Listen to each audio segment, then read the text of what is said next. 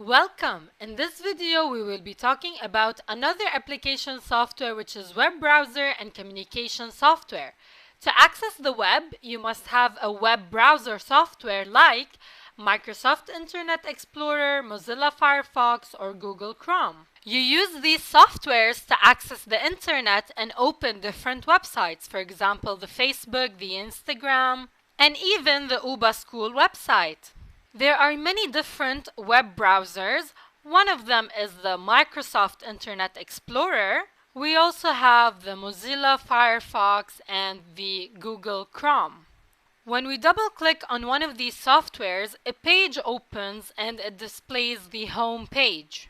And here we type the address of the website that we want to visit, which is also known as the URL, the Uniform Resource Locator, which is also known as the web address.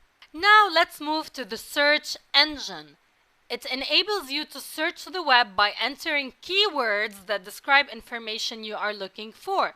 So for example, if I want to eat in a restaurant nearby, I type these words and it will help me locate a restaurant nearby. Some examples are Google, Yahoo, Netscape, and AltaVista, and so many others.